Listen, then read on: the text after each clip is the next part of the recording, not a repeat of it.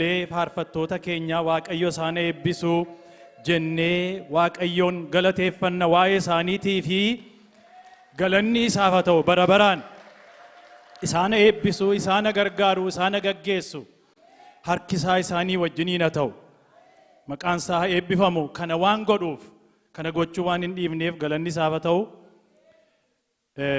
Egaa dubbii waaqayyoo yeroo darbee torban lamaan darbe keessa akka ilaalaa jirru mul'ata Yohaannis walii wajjiniin ilaalaa jirra.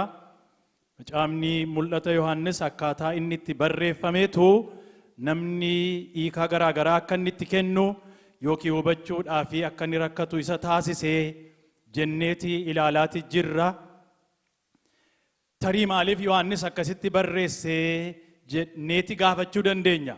Maaliif salphaadhuma hin goone salphaadhuma akka warra kaanitti barreessanitti yookiin inni mataan isaa wangeela Yohaannis isa ta'u isa booddeessi ergaa Yohaannis jalqabaa isa lammaffaa isa sadaffaa akka itti barreessetti salphaadhuma godhee maaliif hin barreessine jenneeti gaafachuudhaaf hin dandeenya. Namoonni akka dubbatanitti yeroo sana keessa kan inni dubbataa jiru kan inni irratti xiyyeeffatee ergaa kana barreessaa dubbataa jiru waa'ee mootummaa yookiin impaayera Roomaati. Isaan immoo caaffata kana hubachuudhaaf waan hin dandeenyee fi akka isaan hin hubannetti barbaadeeti akka kanatti barreessee namoonni jedhani jiru ta'uu danda'a. Isaan hin hubatanii waa'ee eenyu maal akka inni dubbataa jiru hin hubatanii warri dubbisan garuu hin hubatu ergaan kun immoo warra dubbisan sanaafidha waan ta'eef isaaniif ergame waldoota yeroo sana turanii waldoota Yohaannis mataan isaa tajaajilaa ture isaaniif itti akka inni barreessee kutaa kana keessaatti ilaalaa jirra. Gabaabamatti gara fuulduraattis yoo dubbiftanii yeroo dubbifnu hubachuudhaa fi akka nuu danda'amutti gabaabaadhumatti yookiin simplifaayii gochuudhaa fi mul'anni Yohaannis waa'ee maalii dubbataa kan inni dubbatu waldaan kiristaanaa lola isheenii impaayera Roomaa wajjiniin gaggeessaa turtedha. Impaayera Roomaa wajjiniin lola waldaa irratti humna seexanaatiin gaggeeffamaa turedha. Isarratti impaayerri Roomaa akkamittiin akka inni diigamee kufe. Diigameeti kufe. The greatest empire of all time. Hin diigame. Eenyu harkatti diigame waldaa harkatti diigame. Humna guddaa kan qabu waraana guddaa kan qabu biyya lafaa yeroo sanaa biyya lafaa beekamaadha kan jedhamu hundumaa kan qabatee hin diigame. Maaliin diigamee kadhannaa qulqullootaatiin.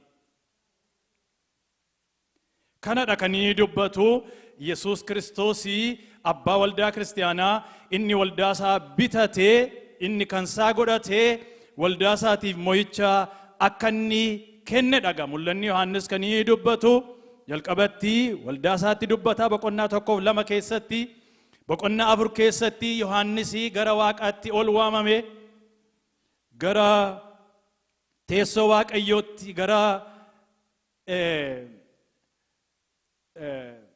ruumii isaa yuunivarsiitiin kuni ittiin gaggeeffamu akka koominist paartiitti koominist paartiin istiraakcharii qaba yeroo paartii ijaarrata koominist paartii biyya keenya keessas koominist paartiin tureera waldaa kiristaanaa irratti waraana gaggeessaa turanii vanished waldaan xinnoodha ishee dhumatu kadhannaa isheetiin diige biyya keenya keessattis garuu waanan kana kaasee fi ኢሰፓ kan jedhamu ture የኢሰፓ ማዕከላዊ ኮሚቴ የፖለቲካ ቢሮ kan jedhamu jira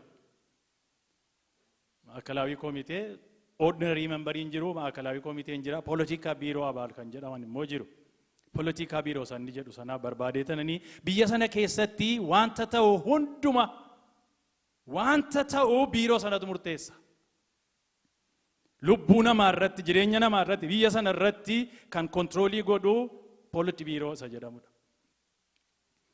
Biyya lafaa kana irratti seenaa gaggeeffamu kan murteessu koorsii biyya lafaa kana kan gaggeessu achitti waamame Yohaannis boqonnaa 4 keessatti boqonnaa 5 keessatti immoo rakkina biyya lafaa kana eenyutu hiikaa kan jedhu gaaffiitu ka'e eenyutu mallattoo kana hiikuu danda'a jedheeti Yohaannis kana arge nama hiiku dhabee tanan boo'ee jedha. Nan boo'ee garuu neencichi ka'eera garuu hoolaa isa qalame neencadha garuu hin qalame. Isa booddee boqonnaa 6 keessaa kaaseetii the display of power argitu. Waaqayyoo diinota isaa irratti humna isaa yeroo inni paaworii display godhu. Kunis warra kooministii biratti argitu, warra raashaafaa biratti argitu. Yeroo isaanii waraana argisiisanii wagga waggaatti yeroo ayyaaneffatanii waraanni hiyyaa miti niwukilarii argisiisaati yaa'u. What do they mean? Kanaanis irru konnaa don't mess with us jechuu isaaniiti. Boqonnaa achi keessatti Waaqayyo boqonnaa 6 kaaseetii humna isaa yeroo inni display godhu argisiisu. Kana dhagaa jechuu kootii achii wal'aansoo waldaa kiristaanaa achii seexanaa fi ergamoota isaa warra isaa wajjiniin hojjetanii firdii Waaqayyoo akka dhufe waldaan kiristaanaa ulfina isheetti akka isheen fudhatamte kanadha mul'anni Yohaannis. Utuun isaa irraatti hin darbinii waan yaada tokko sinii hiruu fedhee tananii. Inni lammaffaanii waan tokko kananii yaadatti akka qabattan barbaadu macaafa kana keessatti fakkeenyaa fi 144,000 waan jedhu faayin argitu. Hunduma isaa keessa lixu anyway nan gabaabsaa. Fakkeenyaa fi lakkoofsi 7 si'a baay'ee maqaa dhaama. Waldoota 7, hafuurota 7, baattuu ibsaa 7, urjoota 7, ibsaa 7, mallattoo 7, gaanfa 7, ija 7, ergamoota 7, tiraampheetii 7, kiraawunii 7, rukuttaa 7, gaara 7, moota 7 jedhameeti in argitu achi keessatti. Warri Jewish niwurooloojiin jira jechuudha akkaataa isaan waa'ee lakkoofsaa itti ilaalanii jechuu kooti. Lakkoofsi 7 waa'ee 7 ta'uu isaa miti garuu maalidha lakkoofsi 7 guutuu ta'uu isaa kompiliitii ta'uu isaa fiixaan ba'uu isaa jechuudha. Malee 1 2 3 4 5 6 7 144,000 jedheetii isaan isa garasiin jiru jechuu miti waansa. Saba Waaqayyoo jechuun masaati lakkoofsi 7 immoo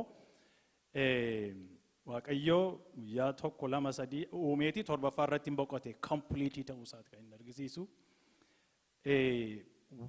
Ergamoonnis Waaqa irraati yeroo dheekkamsa Waaqayyoo gadi dhangalaasanii ergamoonni meeqa 7 waa'ee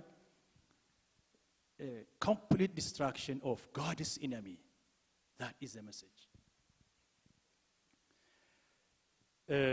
Gara biraanii egaa kutaa har'aan dubbisuu barbaadeen dubbisamee kutaa isaa har'aa dubbisee tananii battala lamaan tokko Waaqayyoon kadhannee kutaa kana dubbisaa kutaa isaa har'aasii egaa Waaqayyo firdii qajeelaa kennuu isaati kan inni dubbatu mul'anni Yohaannis har'as isuma irratti tananii mootummaan yookiin impaayirri Roomaa diigameera wal'aansoon waldaa kiristaanaa garuu itti fufeetii jira. Sababiin isaa seexannis jira mootummaan isaa hin diigamee lafarraa hin banne. Kanaaf waldaan kiristaanaa wal'aansoon ishee itti fufa. Boqonnaa 16 keessaa nan dubbisaa. Boqonnaa 16 lakkoofsa 1 irraa kaasee yommus mana qulqullummaa sana keessa sagalee guddaa ergamoota 7 sanaanii dhaqaa waciitii dheekkamsa Waaqayyoo 7 keessaa lafarratti gadi naqaa jedhu nan dhagaye. Egaa ergamaan inni duraa achi ba'ee waciitii isaa keessa lafarratti gadi naqe. Madaan sodaachisaa fi dhukkubsaanii namoota gubaa bineensicha of irratti qabanii. The mark of the beast jechuudha. Milikkita isaa namoota gubaa bineensicha of irratti qabanii warra bifa fakkeenya isaatiif sagadanitti hin dhamme. The image of the empire. Ilaalleerra yaada isaa jechuudha. Kanaaf sagadaa jedhanii kiristaanonni warri kaaniin sagadaniif. image of the emperor. Ergamaan inni lammaffaa immoo waciitii isaa keessaa galaana irratti gadi naqe. Innis akka dhiiga nama du'uu keessaa dhangala'ee ta'e. Wanti lubbuu qabanii galaana keessa jiraatan hundinuu hin du'anii. Ergamaan inni sadaffaas immoo waciitii isaa keessaa laga irratti burqituu bishaanii irrattis gadi naqe. Isaan immoo dhiiga hin ta'anii. Yommus ani ergamaa waa'ee bishaanii beeku dubbachuu isaa nan dhaga'e. Innis ati yaa isa qulqulluu inni jirtuu inni turtes firdii kana kennuun kee qajeelaadha. Namoonni dhiiga warra siif qulqullaa'anii kan raajota keenis dhangalaasaniiru. Ati immoo dhiiga akka isaan dhuganiif fi isaaniif laatteetta. Kuni wanta isaaniif ta'uudha jedhe. Sagaleen tokkos iddoo aarsaatii eeyyee yaa Waaqayyo Gooftaa hundumaa dandeessu firdiin kee dhugaadha qajeelaadhas utuu jedhu nan dhaga'e. Lakkoofsa 9 irratti namoonni immoo qalbii diddiirratanii utuu kun hundinuu iyyuu ta'u namoonni qalbii diddiirratanii lakkoofsa 9 irratti akka jedha. Namoonnis ho'a sodaachisaa sanaan waxalamanii. Kana keessaa immoo isaanii Waaqayyoon isa dha'icha kana hundumaa irratti gooftummaa qabu maqaa balleessan malee yaada garaa isaanii hin geeddaranne Waaqayyoofis ulfina hin kennine. Lakkoofsa 11 irrattis akkasuma jedha. Dhiphina isaanii fi madaa isaanii irraa kan ka'e Waaqayyo Gooftaa Waaqaa maqaa balleessanii yaada garaa isaanii geeddaratanii hojii isaanii irraa hin deebine. Kun daddabaleetii argitu. Walakkaa geenyeerraa baay'ee deemeera garuu battala ta'uu kadhanna. Yaa Waaqayyo Gooftaa ati nama gargaartaa nama gargaaruudhaan kan beekamtedha. Har'as nu gargaari yaa Waaqayyo. Gargaarsa kee malee namni homaa hin qabu. Gargaarsa kee malee namni duwwaadha. Gargaarsa kee malee namni deegaadha. Gargaarsa kee malee namni hiyyeessa. Hafuurri isaa hiyyeessa, jireenyi isaa, keessi isaa, eenyummaan isaa hiyyeessa, deegaadha, duwwaadha. Gargaarsa keetiin garuu guutuudha yaa Waaqayyo. Gargaarsi kee nuuf haa dhufu. Gargaarsi kee yaa Waaqayyo ganama kanas anaaf haa dhufu. Gargaarsi kee saba keetiif haa dhufu. Nutti dubbachuun kee yaa Waaqayyo ganama kana nuuf haa ta'u. Hafuurri kanaan mormu kan dhaame haa ta'u. Maqaa Yesuus Kiristoosiin. Ameen. Firdiin Waaqayyo qajeelaadha kan jedha kutaan amma dubbise. Qajeelaadha firdiin kee. Waaqayyo waan inni godhee dubbatanii firdiin kee kun qajeelaadha jedhe ergamaatu. Namoota warra dhiiga qulqullootaa dhangalaasan, dhiiga kiristaanotaa warra dhangalaasan, raajota kee warra dhangalaasan, ati immoo dhiiga akka dhuganiif isaaniif laatte qajeelaadha firdiin kee jedhani. Seexanni mootummaa mataasaa qabaa. Seexanni ergaa mataasaa qabaa. Seexanni itti gala mataasaa qaba. Garuu kan isin dinqu seexanni waan dhaabatuuf hin qabu. Satan is against everything. He is not for anything. Waan hundumaatiin morma. Namni isa tajaajilees isaaf sagadees maal jedheesi seexanni hin balleessa booddee. Kanaaf ergaa isaa qaba. Akkamittiin raawwataa? Mootummaa biyya Roomaa keessa tureenitii raawwataa turedha dhaga. Mootummaa biyya Roomaa, Empire Roomaatiin ergaa isaa raawwataa ture. Yookiin akeeka isaa waan waldaa irratti gaggeessu irree mootummaa Roomaatiin gaggeessaa ture jennee isadha kan nu ilaalaa jirru. Garuu waan tokkoon deebisuu barbaade asirratti seexanni maaliif mootummaadhaan gargaarama? Why government is the best instrument? seexanaafi yoo jennee kaafnee seexanni balleessuu ajjeesuu qaluu jaallataa jedhe Yesuus maakisimamii kan ta'e seexanni gara jabinni isaa daangaa hin qabu waan ta'eefi yoo amma nama hiyyeessa tokko gabaree tokko biyya keenya keessa jirutti yoo gargaarame nama miidhuudhaaf hin danda'u nama baay'ee miidhuudhaaf kan inni danda'u nama baay'ee balleessuudhaaf kan inni danda'u humna mootummaatiinidha. He uses the government power. Seenaa keessatti kan nuyi arginu kana rakkina baay'ee gidiraa baay'ee du'a baay'ee kan inni namarraan ga'uu danda'u yoo isaanitti gargaaramedha. Kana seenaa biyya lafaa keessaa hin argina. Waraanni baay'een biyya lafaa irratti ka'eera. Waraanni addunyaa ka'eera. Waraana addunyaa isa lammaffaa keessatti waa'ee property irratti qabeenyaa irratti gaaga'ama ga'e utuu hin ilaalin nama miliyoonii 50tu du'e.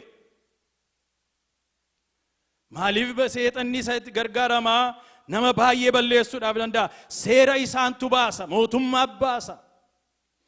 Mootummaatu seerri geessirriidha, dhiirri wal fuudhuu danda'a, dubartoonni wal fuudhuu danda'u.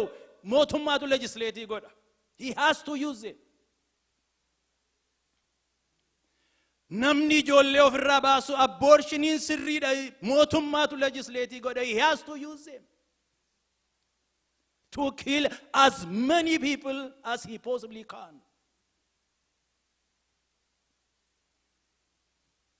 Lammaffaa maaliin mootummaatti gargaarama? Taayitaanii akka taayitaa waan jaallatu hin qabu namni. Taayitaan namatti tola. Namni yeroo hunger of power isin dinqa nama dinqa mootonni Roomaa mee kiristaanota duwwaa ajjeesan miti firoota isaanii ajjeesu turan. Neeroon haadha saafan ajjeesa ture. Power hungry people. Namni taayitaa qabannaanii taayitaa sanaa kanaafitti Awurooppaan Ameerikaan maaliifidha kan isaanii waggaa 8tti kutani termii pirezidentii tokko. People will come dictators. Namatu dictatorii ta'a. Fagoo maadhattu fagoo namni tokko mee iddoo tokkotti waa beekamuu jalqabnaani anything nama sakaan hin jibba baqa. Human being. Test your heart. Waama tokkoon yoo xinnoo beekamuu jalqabe garaa namaa keessa dhufee bula. Ana malee namiin jiru dheetii as yeroo laalomtuun jiru as yeroo laalomtuun jiru ana malee jiru jechuu jalqaba gaa. Bakka ana malee jiru jechuu jalqaba. Then namni ofiisaattis diina ta'a, namattis diina ta'a, Waaqayyoottis diina ta'a. Ana malee maali ijoollee jechuu yeroo jalqabu you become an enemy. Kanaaf yeroo namni taayitaa dheebotu jechuudha. Dheebotu gara jabinni dhufeeti jireenya isaanii keessa gala. Why there is a bloodshed in the world? Power hungry people. Maaliif dhiigni namaa akka bishaanii dhangala'a? Power hungry people. Gara taayitaa isaaniitti dhufnaanii eenyuun hin balleessa. Seexanni immoo beeka kana. Kanaaf itti gargaarama. Eenyuun iyyuu hin balleessa. Power. gadhiisu jedhe pirezidentiin Ameerikaa illee yeroo darbee humnaanan qabadhaa jedha ammas deebi'e. Even in America. Hirrakkanni akkam goonaa jedha warra Afrikaa kana keessaati. Mee birrii kenninaaf jedhan warra Awurooppaa haa gadhiisanii. Beektuu Afrikaa keessaa nama nan gadhiise ta'ammiriidhaam namni dinqiidhaam yeroo namni gadhiisu bakka filan fixeera jedheeti yeroo namni gadhiisu dinqiitti lakkaa'ama. Why? Power. Power. Seexanni warra akkasiitti gargaarama. Power jechuun mootummaatti gargaarama. Taayitaa dheebota. Qabata bakka. Dhiiga qulqullootaatu dhangala'ee jedheeti dubbata gaa. Amma gaa kanan dubbisee qajeelummaa Waaqayyoo. Firdii Waaqayyoo qajeelaadha isa jedhu. Isa irratti nan qabxii yartuu ilaalee tanan xumura. Sababiin isaa isa dubbata mul'anni Yohaannis. Dhuma irratti Waaqayyoo hin xumura. In his justice. Xumura Waaqayyo. Akkasumatti itti foofamiti seenaan biyya lafaa kun. Tokkoffaa waa'ee firdii Waaqayyoo. Firdii Waaqayyoo isa qajeelaa yeroo laallu tokkoffaa. Firdiin Waaqayyoo inni qajeelaa hin hafu. Number one. Fakkaatu. Yeroo laaltanii fakkaatu. Yeroo laaltanii namumatu biyya lafaa bushaa. Warruma diktaatariitu bushaa fakkaata. Garuu Yohaannis as keessatti Yesuusin argisiise miti. Ulfina isaatiin, teessoo isaatiin, hundumaa danda'uu isaatiin, biiroo isa dhumaa murtoon hundinuu harka isaa keessa akka jiru. Isan argeedha isa kan inni dubbate. Kanaafi justice namni justice arga. Jechuun murtoo Waaqayyoo inni hin hafu inevitable. Tokko kanadha. Kana argina gaa keessa lixee baay'ee isaa hin dubbadhu. Jedha Salamoon. Salamoonii macaafa lallabaa boqonnaa 13 lakkoofsa 12 keessatti waan inni dubbatu baay'ee garaa nama rukuta. Hubadhaadha. Waan baay'ee Salamoonii taayitaa qabateera. Nama the richest, nama sooressa horii lafa kaawwaldhaalee horii mataa isa naannessedha. Horii isaa lafa kaawwaldhaalee. Qabeenyaan isaa dhuma hin qabu jedha macaafni qulqulluun. Beekumsi isaa daangaa hin qabu jedha waa'ee Salamoon yeroo dubbatu. Ulfinni isaa fagoo ga'e kana hundumaa argeeti akkuma nama jedhe gaafa ol siqu namni rakkoodha. Ol siqnaani rakkoodha bakka. Gaafa ol siqu. Isinii galeedha. Ol siqee murtoo anoo ko barbaadeettan jiraadhaa jedha. Haadha manaa 700 fuudhe Salamoon. 300 immoo akka ittiin jiraata. Waa hundumaa arge barumsa jettu moo beekumsa jettu moo taayitaa jettu moo maal jettu moo argeeti ilaamee jedhe jireenyi namaa jedhe Waaqayyoon sodaachuu duwwaadha jireenyi namaa jedhe walii galli jireenya maaliif Waaqayyo waan namni ifaatti godhees dhoksaatti waan godhees waan gaarii inni godhees hamaa inni godhees ifatti dhufa jedhe dubbii Waaqayyo akka jedha ifatti dhufa. Kanaafi hinafu mul'anni Yohaannis isa kanadha kan inni jedhu lammaffaa Waaqayyoo dubbii Waaqayyoo yeroo ilaallu seenaa Waaqayyoo yeroo ilaallu Waaqayyo dafee hin eekamu. Hinuma dhiisa bakka. Hinuma dhiisa calluma jedha bakka. Akka nama humna hin qabne. Maal jedhe Ermiyaastu Waaqayyoon gaafata. Akkuma sooressa taayitaa qabu humni isaa laashee tokkooti. Maal jedha Waaqayyoon? Maaliif akkas taataa jedhe? Waaqayyo calluma jedha. Waanuma humna hin qabne fakkaata. Maaliif obsa isaatu limiitii hin qabu. Obsa Waaqayyootu daangaa hin qabu. Hinuma obsa. Hinuma callume walii galeetti fakkaata namni gaayiroo sana. Hinuma dhiisa Waaqayyo. Hin obsa isaatu sin dinqisiisa. Maal argisiisa kun? Faraduun barbaadu jechuudha. Rukutuun barbaadu jechuudha. Balleessuun barbaadu jechuudha. Hin obsa. Kana argina. Roomaatti mootummaa Roomaatti dafee hin faranne Waaqayyo hin obsa. Chance after chance. Obsa Waaqayyo wanti macaafni qulqulluu keessatti wanti mul'atu tokko wanta nama dinqisiisu jira. Maatusaalaa kan jedhamu hin beeknaa macaafa qulqulluu seera uumamaa boqonnaa 5 keessa fakkaata kan inni jiru. Waggaa meeqa jiraatee bara dheeraa namni jiraatee macaafa qulqulluu keessatti isadha. Waggaa 969 jiraate. Yeroo Maatusaalaa jechuun yeroo inni du'u firdiitu dhufaa jechuudha. Yeroo inni du'u firdiitu dhufaa. Maqaan isaa Maatusaalaan. Yeroo inni du'u firdiitu dhufaa. Maqaan isaa akkasii. Sentensiidhaan maqaan isaa. Yeroo inni du'u firdiitu dhufaa jedha. Abbaan isaa mul'ata qaba. Waggaa baay'ee booddee Waaqayyo waggaa 600 ol dubbateeti isa booddee dhufe bishaan badiisa. The patience of God. Obsa Waaqayyo.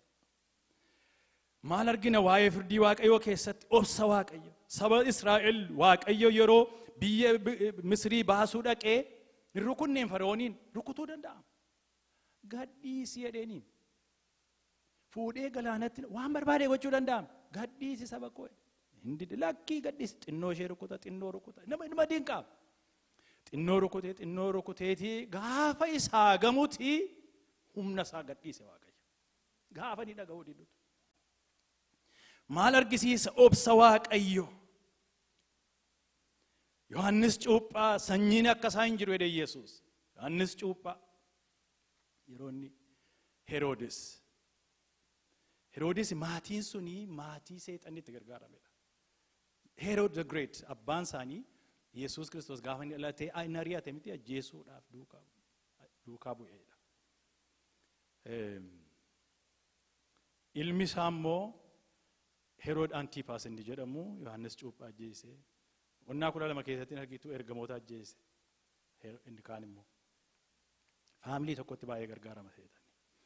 Waa'ee Yohannis Cuuphaa maaliif Waaqayyo callume jedheetii nama tokkotu dubbata. Maaliif callu aniyyuu ammatu utuu anaatii maalan godhaa utuu isiniitii maal gootu Heroodisiin hin ajjeesa malee Heroodis Roomaa dhaqeetii buleessaa achi dhaqee haati manaasaa achi dhaqaniiru biyya bushuudhaa fi achiitii taayitaa fudhatu wanta ta'eef shuumata fudhachuu achi dhaqaniiti achitti haadha manaa buleessa isaa argee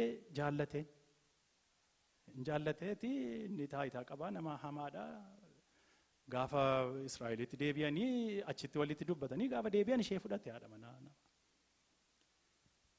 Wrong jedhee Yohannis Cuuphaan fudhachuu hin dandeessu ittiin jedhe. Kanaaf ajjeesise. Maaliif hin ajjeesu Waaqayyo Heroodisiin? Yohannis alallabu itti fufu. Maaliif Heroodisiin ajjeesu? Maaliif ajjeesa Waaqayyo Heroodisiin? Utuu anaati Heroodisiin ajjeesee Yohannis jiraatu hin jedha. Waaqayyo garuu noo jedhe. Kun yamma mistirii kana baay'ee isaa nuun galu. Garuu dhuma isaanii yeroo laaltanii maatiin Heroodis vanished. Seenaan isaanii lafarraa dakuu gameeti bade. Achoo macaafa ergamootaa keessatti Waaqayyo rukuteetii jedha gaafa rukutu it's over. Raammoo ta'eedha Heroodis. Malee obsa Waaqayyoo kan kana jedha. Sadaffaa maal argine waa'ee firdii Waaqayyoo firdii qajeelummaa. Maal arginaa Waaqayyoo firdii isaa Waaqayyo jalaatii eenyuyyuu ooluu hin danda'u jara keenya. Maaliif emperoriin ta'in maaliif eenyuun ta'in no one will escape. Namni firdii Waaqayyoo isa qajeelaa jalaa ooluu danda'u hin jiru. Keessumaa namoonni yeroo when they shed a blood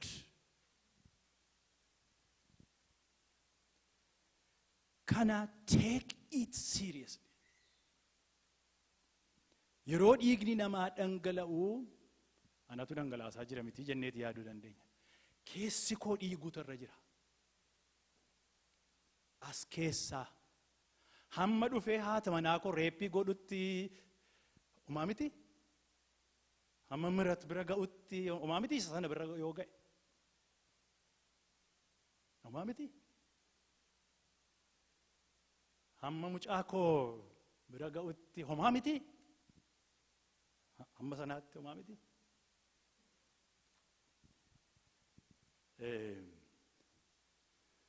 Kanaafi yeroo hiyyeessi rakkatan dhiigi isaa dhangala'u as keessaa dhangala'u irra jira jechuu kooti.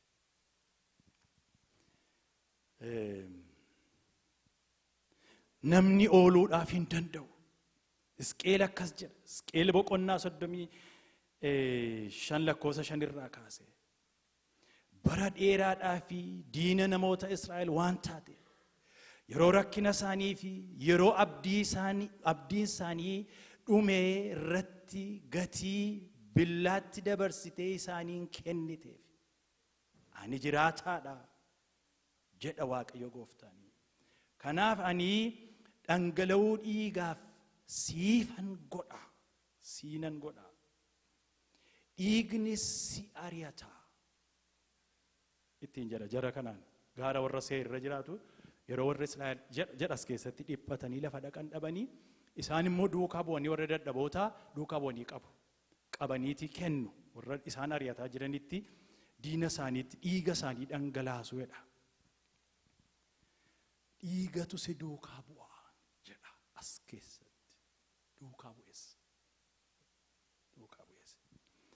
Kanaafi namni ooluudhaaf hin danda'u. Dhiiga qulqullootaatu dhangala'e. Yohaannis isadha kan inni dubbatu jechuu kooti. Yohaannis mul'ata Yohaannis keessatti dhiiga qulqullootaa, dhiiga nama qulqullootu danda'e harka kee keessaan barbaada. Emperoriidha. Biyya lafaa bushaa jira. Garuu hin argita. Justisii Waaqayyo. Arfaffaa firdiin Waaqayyoo qajeelaadha jedha kutaa nama sila dubbise keessatti. Namni firdii qajeelaa kennuudhaaf hin rakkata sababii baay'eedhaaf. Keessi namaa ofiisaa iyyuu korraptiidha. Waan meeqaanii fira laalee jallisuu danda'a. Mataa fudhatee firdii jallisuu danda'a. Yookiin wallaalummaadhaan firdii jallisuu danda'a. Sababii adda addaatiin yookiin keerlesii ta'uudhaan waan barbaadde haa taatu maalan godhaan. Na bira hongeenye. Maalan godha jechuudhaanii waan adda addaatiin namni firdii jallisuu danda'a. Faarsaa Daawit keessatti akka jedha Faarsaa 86 lakkoofsa 14 irratti.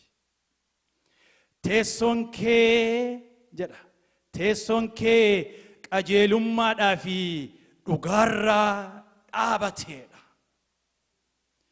Teessoon Waaqayyoo maalirra dhaabate?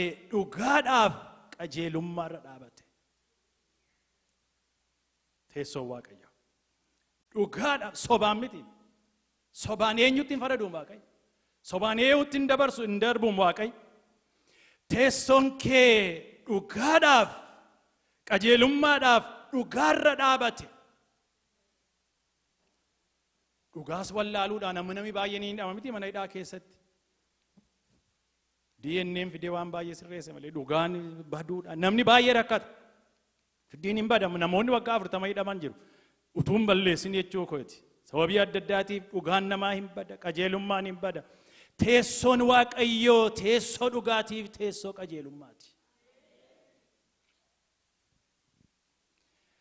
Waaqayyo teessoon isaa akkas wanta ta'eefi biratti na jalaa badaa jenneeti hin yaaddofnu takka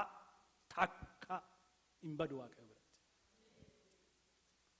Kana waan baay'een dubbadha miti kana qabannaan hin ga'a. Ilaamee Abrahaam jedheen Waaqayyo. gatiin kee na biratti hin badu jedhe. Gatiin kee na amanattee baate, lafa duwwaatti na duukaa deemtee baate, na ilaaltee baate, saba kee gidduudha, lammii kee gidduudha, biyya keeti ana ilaaltee baate, gatiin kee na biratti hin badu jedhe. Guddaadha iyyuu gatiin kee. Waaqayyo waaqa qajeelummaadhaan hojjetudha. Takka waan qajeelaan taanetti walii hin galu Waaqayyo. Qajeelaadha Waaqayyo. Kanaaf macaafa qulqulluu keessatti argina. Waa'ee Daawit fa'aa argitu. Nama Waaqayyo jaallatu, nama akka garaa Waaqayyo. Garuu rikardii lachuutu jira. Lachuutu jira, kufaatiinsaas jabinnisaas. Waa'ee firdii Waaqayyo yeroo laallu shanaffaa, yeroo baay'ee namni garaa jabaata malee qalbiin diddiirratu. Sababii Waaqayyo obsuuf waa'ee firdii Waaqayyoo keessatti yeroo ilaalu, warri Fara'oonii garaa jabaatanii kanatu caafameeti jira. Warri mootota Roomaa garaa jabaatanii kanatu seenaa keessatti barreeffameeti jira. Indidani. Warningii baay'ee, akeekkachiisa baay'ee Waaqayyo itti kenne. Ittuu hammaataati adeemanii. Impaayera Roomaa warri gaggeessanii empereroonni baay'een isaanii seenaan homoseksuwaaliidha jedha. Baay'een isaanii. Namni mataa jabaata, namni dhaga'uu dida. Faarfannaa sila asiin buloonni duubananii gidduu kana san dhaggeeffadha. With tears. Maal dandeemuun faarfadhu maalan godha. Faarfachuu yaadeetanan garaa kootti faarfadheera. Garuu utuu guyyaan jiru, utuu yeroon jiru, utuu yeroon kun darbini, utuu dukkan hin dhufini, nan holladha yeroo dhaggeeffadhu. Namni Waaqayyo callume jechuu isaatti hin jabaata. Boqonnaa 16 kana keessatti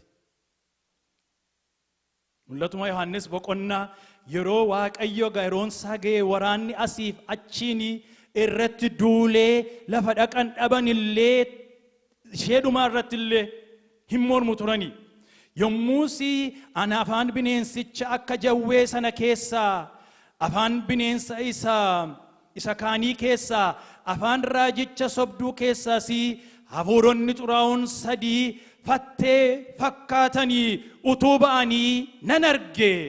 Afaanii diraaganii yookiin afaanuma seexanaa keessaa jechuu isaatii afaanii emperoricha isa biyya bulchu keessaa the beast. Afaan raajicha sobduu keessaati raacha akka fattee yeroo ba'an hin arge. Akkas yeroo jedhu waa'ee milikitaan dubbata gaasa kana ilaalleerra malee fatteetu ba'e jechuu miti. Garuu the propaganda kaasanii namoonni akka gara isaanii goranii waraanni asiinitti kaase hin baasu. Abshaalummaan hin baasu. Hinduma teeknikiin namaa hinduma. Asiin fira qaba, achiinan hojjedha, asiinan maladha, asiinan hin baasu. Hin malatanii, asiin malatanii. Warra kanaan nu duraa gooraa jedhanii propagandaan isaa asiif asiin irratti hojjetanii. Yeroo waraanni asiif achiin itti dhufu. Warruma isaanii waan jedhantu double cross isaan gochuu jalqabe. Warruma isaanii sinii wajjiniin hojjetan irratti ka'uu jalqabe. Hin baasu takka. Karaan baasu.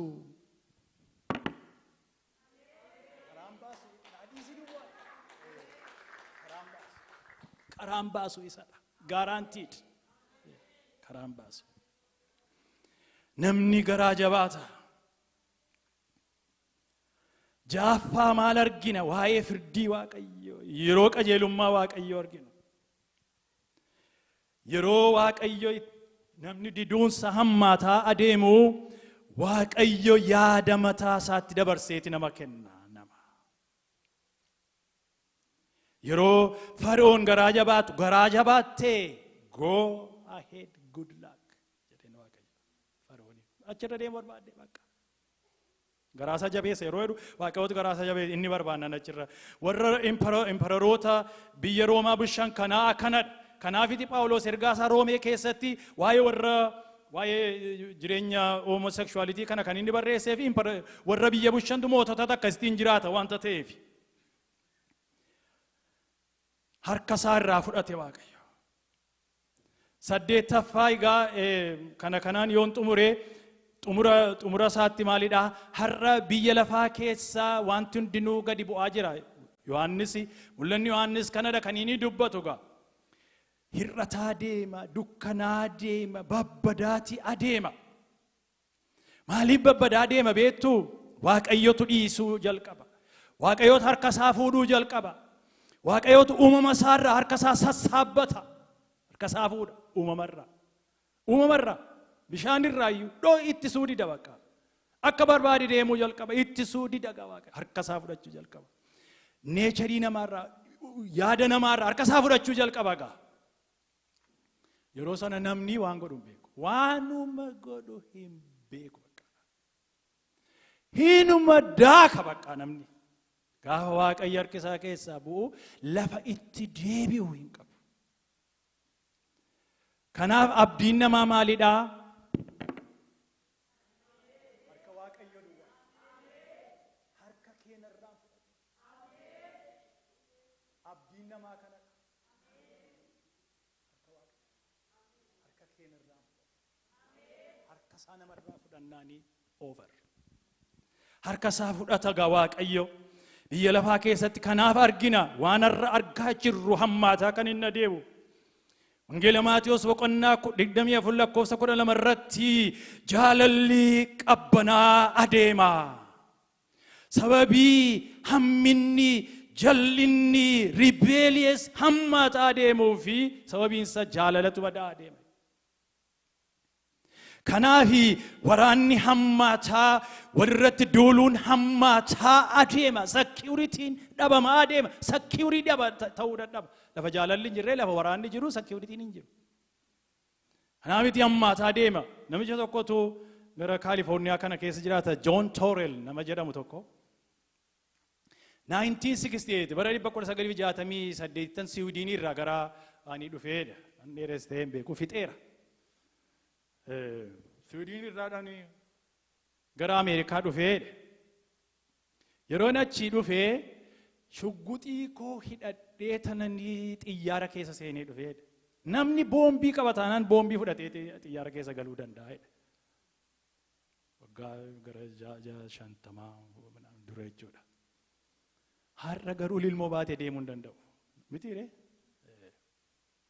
Geeddaramsa ta'u isiniin jechuu fedhee tananii. Security'n dhabamaa adeema. Jaalalli badaa adeema wanta ta'eefi walirratti ka'uun hamminni jabaataa hammaataa guddataati adeema. Jireenyi naamusaa decline godhaa gadi kufaatu adeema. Wanti qajeelaa hin taane qajeelaadha jedhameeti fudhatamuu jalqaba. Mana barumsaa keessatti hin jalqaba. TV keessatti hin barsiifama. Social media keessatti hin dhangalaa. Kanaafiti jireenyi dhala namaa badaa. Xuraa'ummaatu dhangalaa. TV keessa, silkii baannu keessa distraction. Dhala namaatu badaa. Sammuun namaa akka inni itti proogiraamdii ta'e seexanni beeka. Hin dhangalaaga.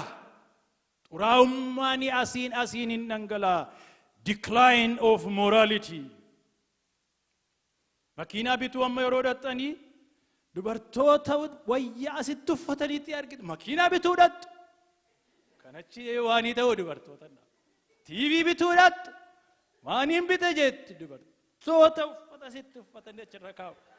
Why the decline of morality? Iddoo hundumaatti jechuudha. Egaa kun hammaataa akka inni adeemu namoonni gowwomsaan akka barbaataaf hafuuronni hamoonni sobni hammaataa adeema jedhe Yesuus. Yesuus takka jedhe. Raajonni sobduuni fudhataa deemu, baay'ataa deemu. Warning. Maaliif fudhatamu? Sobduu akka ta'an waan hin beekneefidha. Sirriidha jedhee waa'ee utuu sirrii miti ta'e raajii miti namni ofiin hin jedhu yoo ta'e hin fudhattani bakka raajii miti bakka dhiisi qaama. Raajiidha jennaani garuu hin dhaggeeffattu, hin fudhattu. Raajiidha jennaan, raajiidha kileemii goonaan maqaa kanaan dhumnaani hin fudhattu ka. Raajiidha Waaqayyo irraa dhagaa. Waaqayyo irraa dhagee isa waaqaaf lafa kana uume irraa noo dhaga'uu barbaada. Nama ergaa kana naa fidu nan fudhadha ka. Maaliifiti baay'ataa fudhatamaati adeemu waaqarraan nagaa jedheeti waan yaaduudhaafidha. Namni jechuu kooti inni baay'ataati adeema, fudhatamuunsaa baay'ataati adeema. Egaa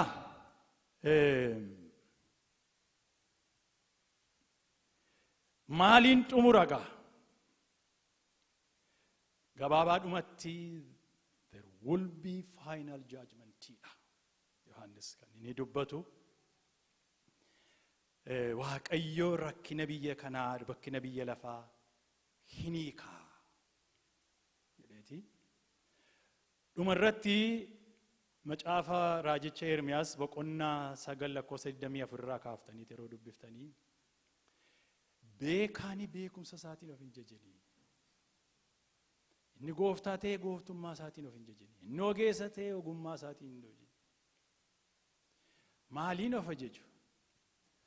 Qajeelummaadhaaf tola firdii qajeelaa Waaqayyo lafarratti. Booddee miti. Booddee hundumaa xumura. Isa booddee seexanni hin ba'a. Lafarratti jedha. 9:24 irratti yeroo dubbistan lafarratti. Kan godhu Waaqayyo ta'uusaa beekuusaatiin of ajaju namni. Hin galateeffanna.